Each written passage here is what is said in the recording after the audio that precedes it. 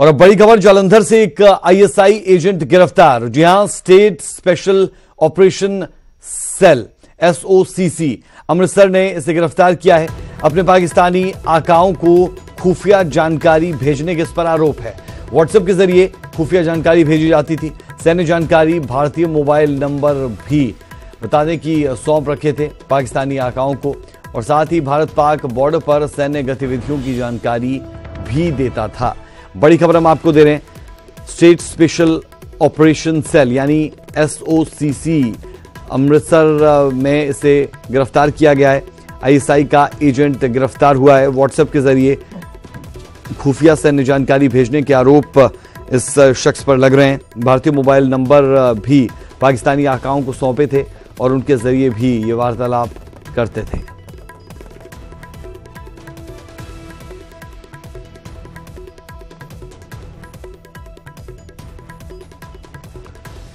चलिए सीधे रुख कर रहे हैं जालंधर से संवाददाता सुरेंद्र कंबोज का। सुरेंद्र, क्या कुछ जानकारी है? जी बिल्कुल राज, जैसे इंफॉर्मेशन मिली थी कि आज आईएसआई के जो एजेंट थे उसको गिरफ्तार किया गया है मिलिट्री इंटेलिजेंस द्वारा, जिसको अभी चंडीगढ़ शिफ्ट कर दिया गया, वहां ही उससे पूछताछ होगी। तो अभी जो आला अधिकारी हैं उनके द्वारा कोई खास पुष्टि नहीं की गई ये कौन है कौन नहीं है। तो सिर्फ इतना ही सूत्रों के बारे में पता चला है कि आईएसआई का एजेंट है जो इंडियन आर्मी की जो खबरें थी, जो जासूसी थी, वो पाकिस्तान इंटेलिजेंस को दे रहा था। जी, क्या पहले भी कभी ऐसा मसला सामने आया या जालंधर के लिए अपने आप में पहला ऐसा वाकयात रहा हो जब आईएसआई के एजेंट को गिरफ्तार किया गया हो? क्योंकि बड़ी बात रहती है, नेशनल सिक्योरिटी का मसला रहता है। इन तमाम चीजों के बीच में जब कोई खुफिया जानकारी दूसरे मुल्क को, और वो भी खासतौर पर पाकिस्तान को दे रहा हो। देखिए राज, पिछले दिनों जैसे खबरें निकल के आई थी, मकसूदना थाने में बम ब्लास्ट हुआ था, आतंकवादी भी पकड़े गए थे 2 जहां से, और 2 वहां अवंतीपुरा में मारे भी गए थे। ऐसी खबरें तो निकल के आई हैं। जैसे एएसआई का जैसे एजेंट सामने आया है, ऐसी खबरें कभी सामने नहीं आई है। पहली या दूसरी खबर होगी। जैसे इसको गिरफ्तार किया, अभी चंडीगढ़ ले गए हैं, वहीं इससे पूछताछ होगी। बेहद शुक्रिया इस जानकारी के लिए। तो बड़ी खबर हम आपको दे रहे हैं, जहां जालंधर में आईएसआई के एजेंट को पकड़ा है। भारत पाक बॉर्डर पर सैन्य जानकारी भी ये पाकिस्तान के साथ साझा करता था। जालंधर से एक एएसआई एजेंट को गिरफ्तार किया गया है और आप सोच सकते हैं, अंदाजा लगा सकते हैं, एसओसीसी अमृतसर ने इसे गिरफ्तार किया है और अपने पाकिस्तानी आकाओं को किस तरीके से जानकारी भेजता था उसका एक अहम स्रोत व्हाट्सएप रहता था, जिसके जरिए ये जानकारियां सीमा पार भेजता था।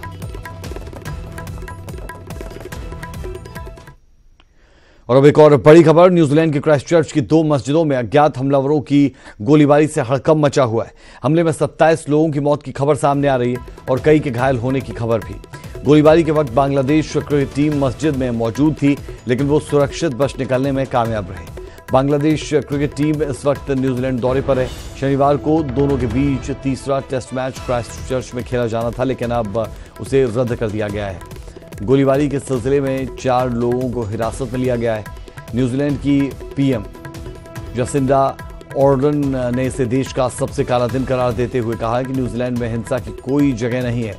न्यूजीलैंड पुलिस ने ट्विटर पर कहा कि फायरिंग की घटना के बाद सारे स्कूल अगले आदेश तक बंद कर दिए गए।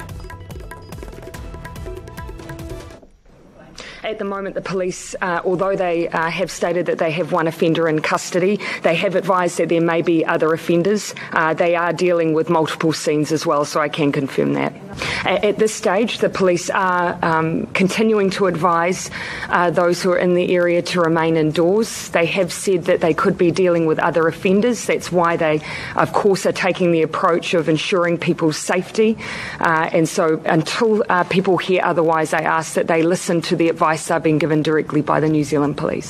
The nature of the crime, would you describe it as a hate crime? I would describe it as an unprecedented act of violence, an act that has absolutely no place in.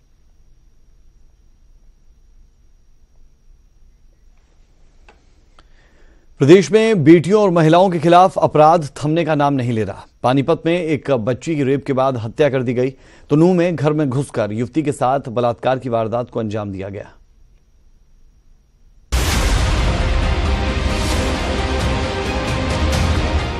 Panipat में महापाप हुआ।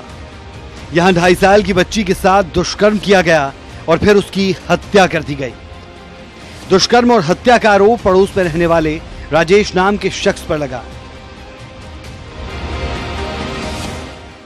देखिए, हमारे पास सूचना आई थी कि एक लड़की जो जिसकी उम्र लगभग 3 साल है, वो मृत अवस्था में घर में पड़ी है। तो हमने तुरंत जाकर के मौके पर उसको हम डेड बॉडी को अस्पताल लेके आए हैं। और इसमें उसके पिताजी ने जो है एक लड़का राजेश है आसपास का रहने वाला, उसके खिलाफ शिकायत की है, जिसमें 302 का केस हमने दर्ज किया है। देखिए, पोस्टमार्टम अभी होना बकाया है, इसकी प्रक्रिया जारी है, उसके बाद खुलासा उसका क्या हुआ क्या नहीं। दरअसल मासूम का शव पड़ोसी के घर से संदिग्ध हालत में मिला, जिसके बाद परिजनों ने पड़ोसी पर दुष्कर्म के बाद हत्या का आरोप लगाया। परिजनों की शिकायत पर पुलिस ने मामला दर्ज किया और फरार आरोपी को गिरफ्तार कर लिया गया। उधर नूंह भी शर्मसार हुआ।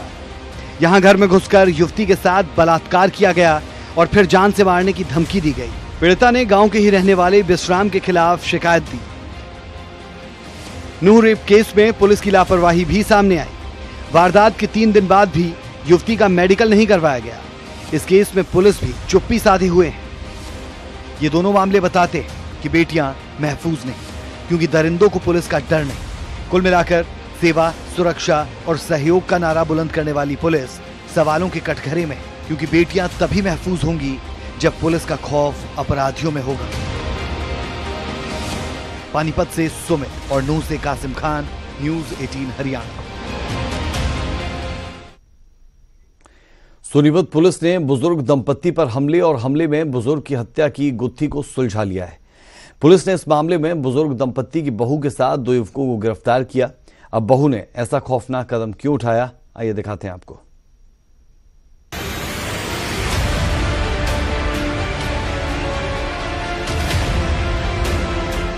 सोनीपत के गांव नाहरा में अवैध संबंधों का खौफनाक अंजाम देखने को मिला। तारीख 10 मार्च रात के अंधेरे में एक बुजुर्ग दंपत्ति पर चाकुओं से जानलेवा हमला होता है। हमले में बुजुर्ग की मौत हो गई, जबकि पत्नी जिंदगी के लिए जंग लड़ रही है। शुरुआत में पुलिस को कुछ समझ नहीं आ रहा था कि हत्या किसने और किस मकसद से की, लेकिन इसी दौरान एक कॉल ने पुलिस का काम आसान कर दिया। पुलिस ने इस मामले में बुजुर्ग दंपत्ति की बहू को गिरफ्तार किया है और जो खुलासा हुआ वो चौंकाने वाला था। दरअसल बुजुर्ग दंपत्ति की बहू के किसी अन्य युवक के साथ अवैध संबंध थे। सास ससुर की बार बार रोक टोक की वजह से आखिरकार परेशान बहू ने उन्हें रास्ते से हटाने की ठान ली और 10 मार्च के दिन इस वारदात को अंजाम दिया गया। हमें एक पुख्ता सूचना मिली कि इस घटना में परिवार के ही किसी सदस्य का हाथ हो सकता है। इसी सूचना के आधार पर थाना कुंडली की टीम ने काम करते हुए मृतक की पुत्रवधू रीना को गिरफ्तार किया है। रीना ने बतलाया है कि उसने यह हत्या अपने 2 जानकार हरीश और शुभम त्यागी के माध्यम से करवाई है। इस हत्या की वजह ये थी कि जो मृतक था वो रीना की टोका टाकी ज्यादा किया करता था, कि जिससे वो मानसिक तनाव में रहती थी और वो ये सोचती थी कि मृतक करतार की वजह से उसका पारिवारिक जीवन खराब हो रहा है। फिलहाल पुलिस ने बुजुर्ग की बहू और उसके 2 साथियों को गिरफ्तार कर लिया है, लेकिन अवैध संबंधों का इस तरह का खौफनाक अंजाम सुनकर सोनीपत में हर कोई सख्ते में है। सोनीपत से नितिन अंतिल, न्यूज़ 18 हरियाणा।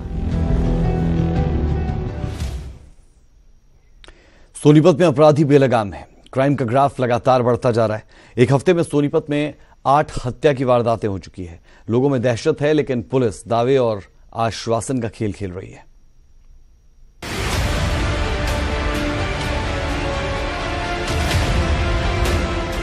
दिल्ली से सटा जिला सोनीपत, जहां शायद बदमाशों को किसी का खौफ नहीं है। यह कहना भी गलत नहीं होगा कि बदमाशों के लिए सोनीपत मनपसंद जगह बन गया है। हत्या, लूट, रंगदारी के मामले बढ़ते ही जा रहे हैं। ताजा मामला गांव खेवड़ा से सामने आया है, यहाँ शराब के ठेकेदार नरेंद्र को बदमाशों ने गोलियों से भून दिया। 3 बाइक पर सवार होकर आए 6 बदमाशों ने ताबड़तोड़ फायरिंग कर दी, जिससे नरेंद्र की मौके पर ही मौत हो गई।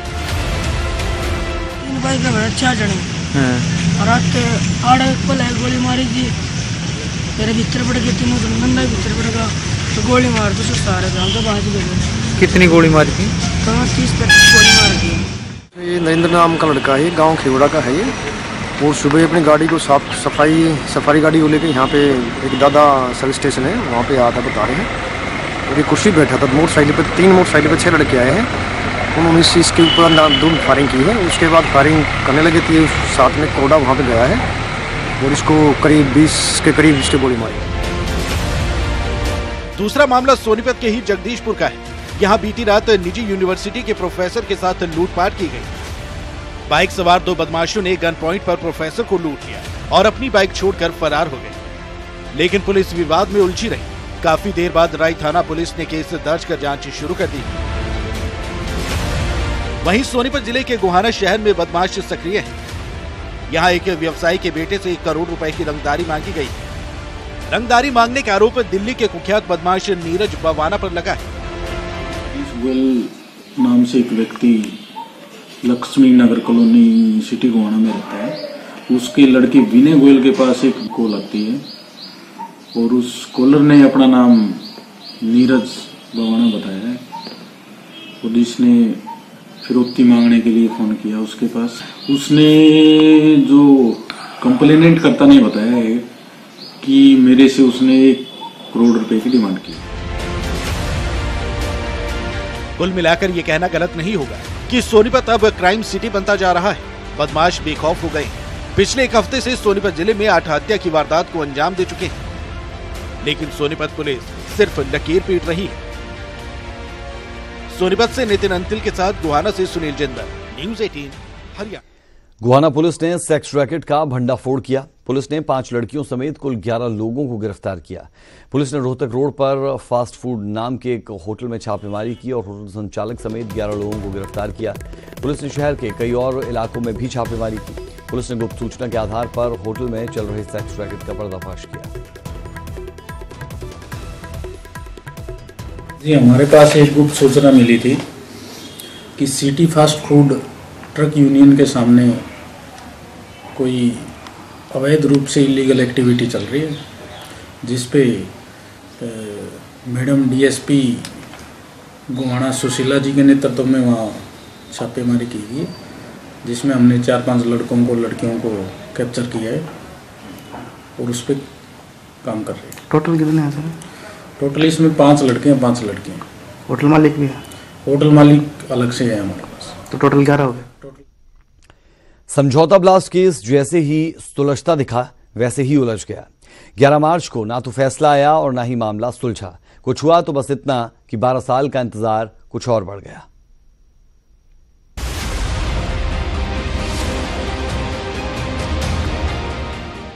समझौता ब्लास्ट केस दिन ब दिन और ज्यादा पेचीदा होता जा रहा है। पहले 12 साल का इंतजार, फिर फैसले के दिन पाकिस्तानी गवाह का सामने आना और इन तमाम उलझनों के बीच राहिला वकील द्वारा हस्ताक्षर की हुई वो एप्लीकेशन जिसने वकील मोमिन मलिक पर ही सवाल खड़े कर दिए। We try to understand the compulsion.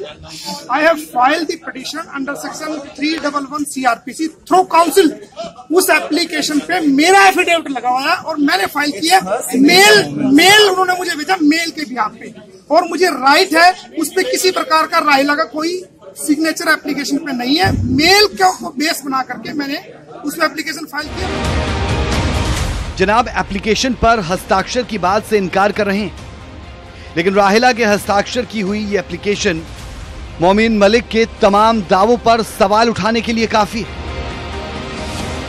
नहीं, एप्लीकेशन थ्रू काउंसिल फाइल हुई है। नहीं है, नहीं, आपको गलत किसी ने, आपने गलत कोट कर रहे हो, आप मिसलीड मत कीजिए। और जो एप्लीकेशन फाइल हुई है वो थ्रू काउंसिल फाइल हुई है, उस पे किसी प्रकार का एप्लीकेशन पे Basically you're saying that signatures are yes, I have right to file the application if I am the lawyer for the victim. No, I'm asking about signature. No, you cannot raise any question.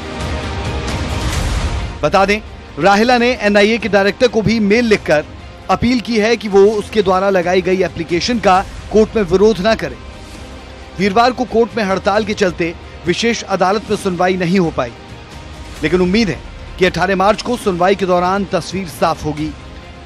काबिले गौर है कि राहिला ने याचिका में दलील दी है कि कुछ पाकिस्तानी गवाहों की गवाही नहीं हुई जिन्होंने आरोपियों को देखा था। ऐसे में उनकी गवाही के बिना फैसला कैसे आ सकता है?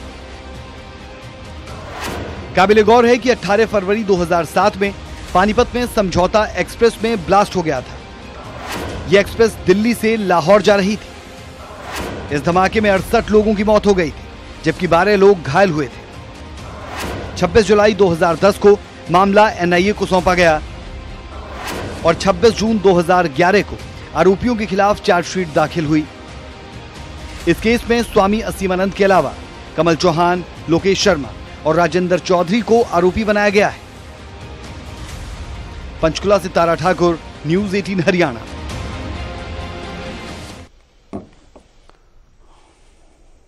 और अब बात उम्मीदों के कॉरिडोर की।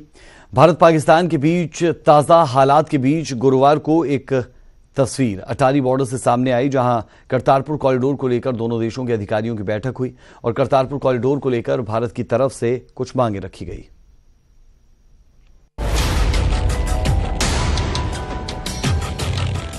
गुरुवार को करतारपुर कॉरिडोर को लेकर अटारी में भारत पाक अधिकारियों की बैठक में भारत ने पाकिस्तान सरकार के सामने अपनी मांगे रखी।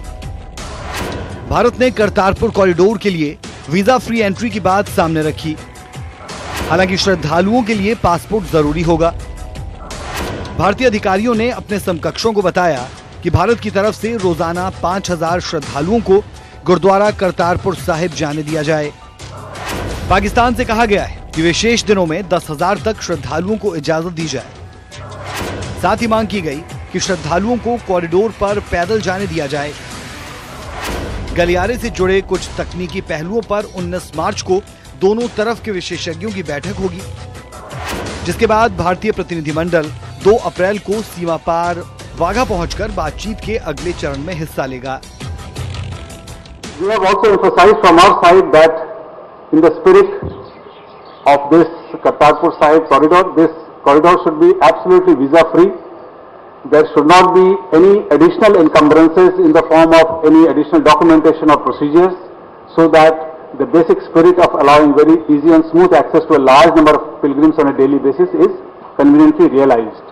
Very strongly emphasized on the need to allow devotees, those who want to travel on foot, as this is a very important pilgrimage.